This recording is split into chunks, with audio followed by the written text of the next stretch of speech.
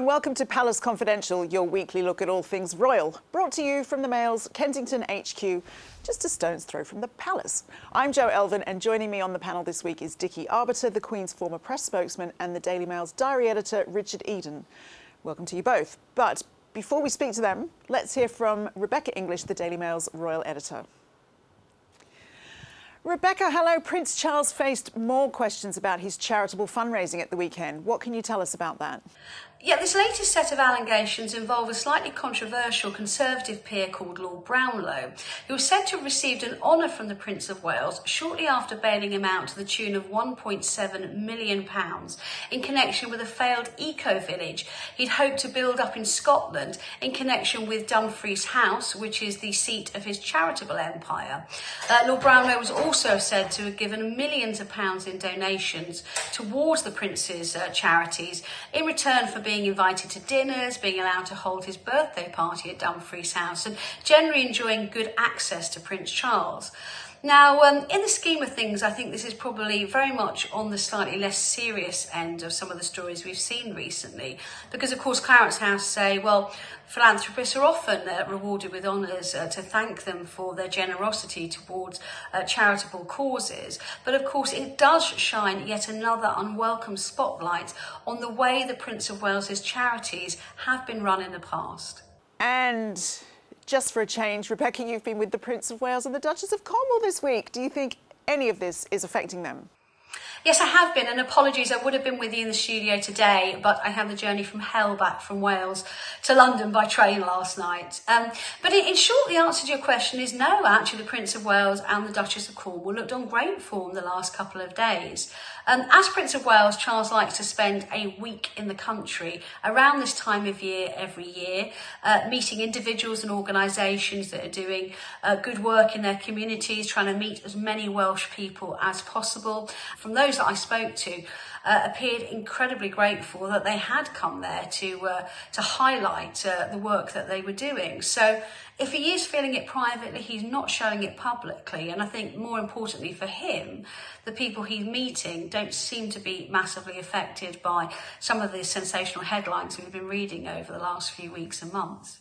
And amid all the political madness at Westminster yesterday, the Prime Minister Boris Johnson found his time for his weekly audience with the Queen. How on earth do you think that went? Yes, there's a great deal of political turmoil in the UK at the moment. And I think if you believe in having a monarch as head of state, this is where the Queen shines strong and true through all of the mire, not getting involved in the political fray. On Wednesday night, she had her weekly audience with the Prime Minister by telephone, he in Downing Street and she at Windsor Castle. Oh, to be a fly on the wall for that conversation. And we understand, although this hasn't been confirmed by Buckingham Palace, on Thursday morning, Boris Johnson called the Queen personally to inform her that he would be tendering his resignation as Prime Minister. She will meet with him again when he eventually leaves office, but that could take many weeks from now. And one thing we should emphasise is that Boris Johnson is the Queen's 14th Prime Minister. Her first was Winston Churchill back in the 1950s. So it's fair to say she's seen, experienced and heard it all. And every Prime Minister that has worked alongside her has always talked warmly about her wise head, her sound counsel. And I'm sure no one will be more grateful than Boris Johnson for that right now. Thank you, Rebecca. Let's bring in my panel now. Dickie, how do you think the Queen would have handled yesterday's extraordinary events? Quite frankly, the same way she's handled previous events with Prime Ministers from the early 1950s when she came to the throne, through to the demise of Harold Macmillan, I think it was. She had 5 Prime Ministers and she dealt with each one. It was one Conservative Prime Minister after another, resigning. I mean, Churchill resigned through age and ill health. Eden resigned through the Suez debacle. Then we had Macmillan, and after Macmillan was Alec Douglas-Home. So she's had a lot of practice at it, and she would have, quite frankly, taken it in her stride. She knows what's going on, but she's not going to start questioning him about what has been going on, because as we've seen, he's been a bit economical with the truth, even in the House of Commons. So she's not going to go down that lane at all. We know she doesn't have any actual power to depose the Prime Minister, but do you think that Prime Ministers listen to her in general and take her advice? Well, we certainly know that they do. I mean, Prime Ministers, including Tony Blair, have said that she has a very persistent way with them, and she asks probing questions, difficult questions, and he felt that he was often being sort of jogged to maybe think again about something, and because of her long experience, it's advice that they have come to value. And who knows what she said to Boris last night, but he's resigning today, and was that prompted by the Queen? It's rather reminiscent, isn't it, Dickie, of when Margaret Thatcher basically lost her power within the Conservative Party. How do you imagine that conversation would have gone? Do you think there would have been parallels between now and 1990? I don't think there would have been parallels because with Mrs. Thatcher there would have probably been an element of sympathy in the way that it happened. This is something completely different, what's happening now, and the Queen has never experienced that. I don't think the country has ever experienced that, with so many cabinet ministers walking out, turning their back on the Prime Minister. The Vipers have really got it in for him.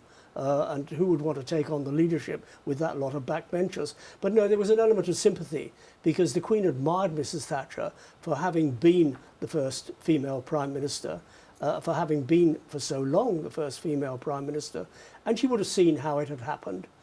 So there would have been sympathy. And look, at the end of the day, when Mrs. Thatcher died, she gave her a semi-state funeral. Yeah. So that is a good indication of the relationship that they had. Can't see that happening for Boris at the moment. Goodness me. But let's move on. Richard, moving on to Charles now, and he's been accused of trying to deflect and distract from negative stories about those Fortnum and Mason's bags of cash by being photographed and seen with his grandchildren. Do you think that's fair? Oh yeah, I should say that these are accusations made by Omid Scobie, who oh, your bestie. Regular viewers might know that I'm not a big fan of, but he's made a big song and dance about how the royal family has been trying to spin bad news, and by bad news he's talking about finances and these type of questions, by leaking stories to the press about Prince Charles and Camilla's first meeting with baby Lilibet, when Harry and Meghan and their family were here for the Platinum Jubilee celebrations.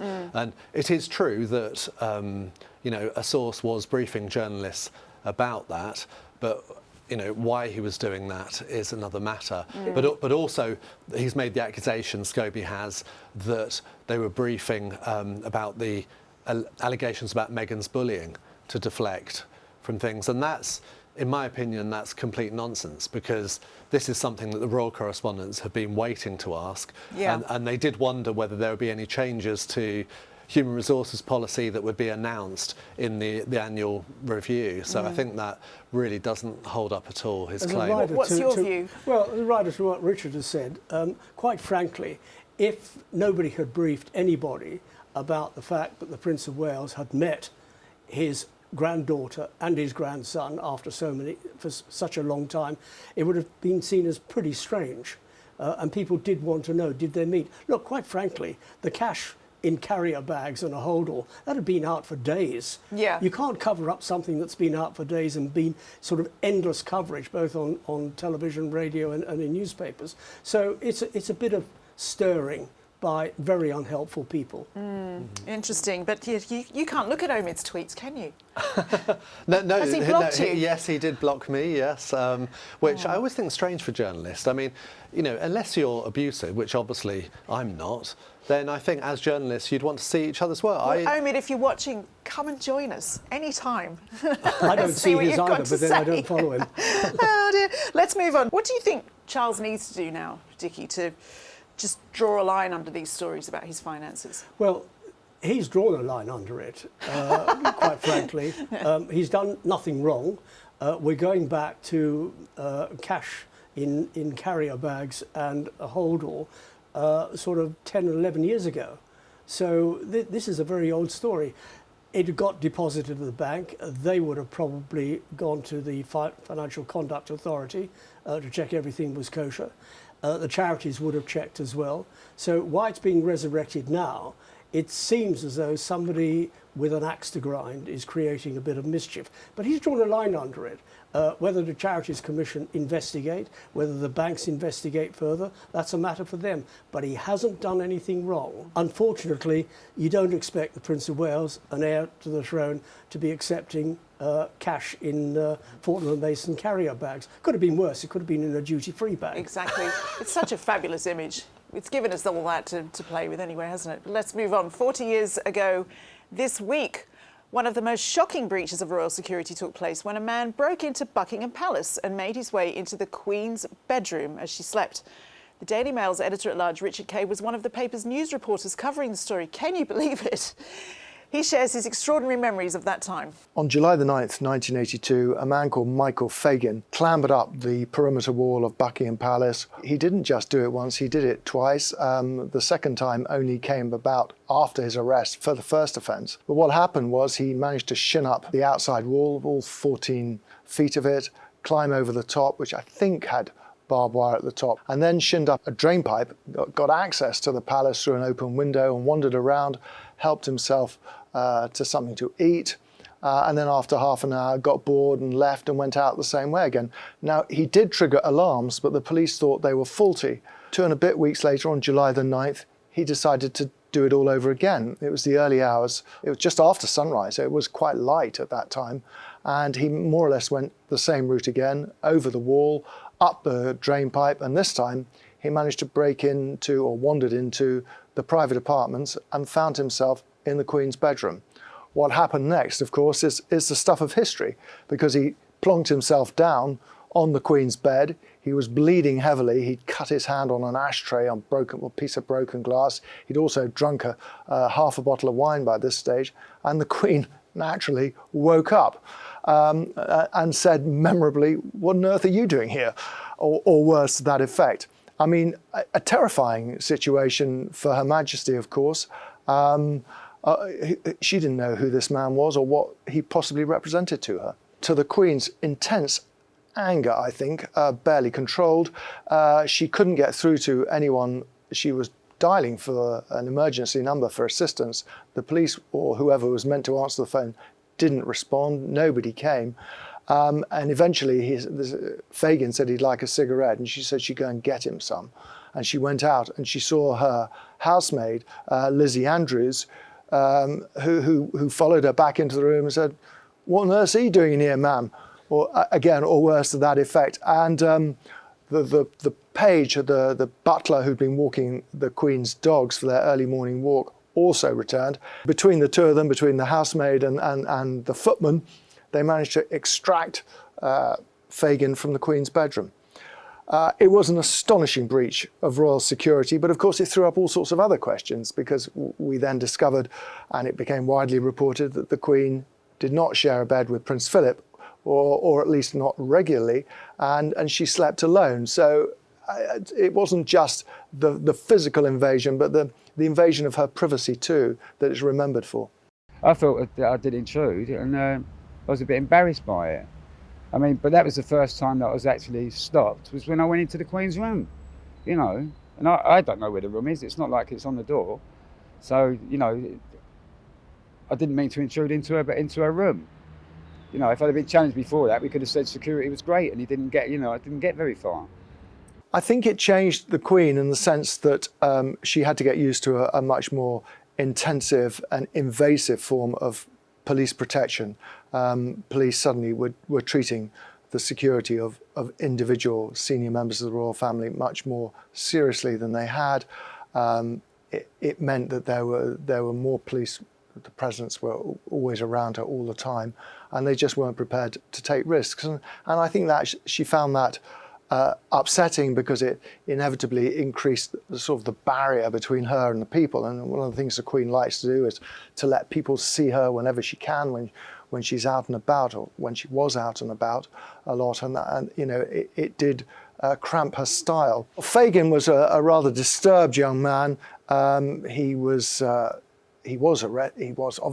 arrested and he was charged, but the charges which were involved breaking and entering and the theft of the wine which he drunk, you know, were dropped, and he was sent to a secure unit for a while to be treated. He, of course, was fictionalised, the break-in in that last series of The Crown, in which the writers turned him into some sort of crusading campaigner for change. They presented this idea that he wanted to talk about his unemployment and the difficulties facing young people on the streets. Nothing of the kind was true. Richard Kay there, who must be a vampire. He was working on that story back then. But Dickie, you worked at the Palace in the 80s. I imagine that memories of this incident were still rather fresh.